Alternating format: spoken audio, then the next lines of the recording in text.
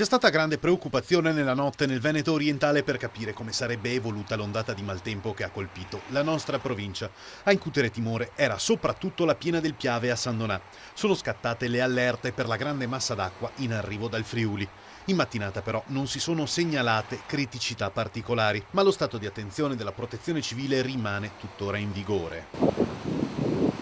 A preoccupare sono ora soprattutto le spiagge del litorale messe ancora una volta in ginocchio da mareggiate e onde alte anche un paio di metri. A Jesolo la pineta ha riportato pesanti danni, così come la zona di Piazzale Zenita Bibione, KO anche le altre località balneari come Eraclea e Caorle. Ci sono state importanti opere di spazzamento dell'acqua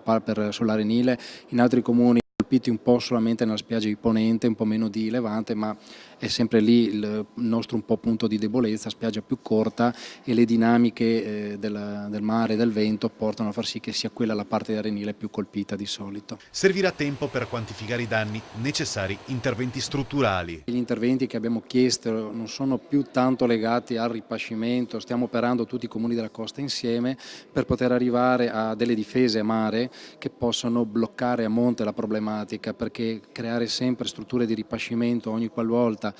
e poi soprattutto in questo periodo autunnale, ma che si spinge ormai anche fino alla primavera e talvolta a ridosso anche dell'estate, vedere che parte della spiaggia ci viene portata via, forse la struttura del ripascimento non è più la cosa corretta, ma la cosa corretta è quella di realizzare delle strutture a mare che contengano il fenomeno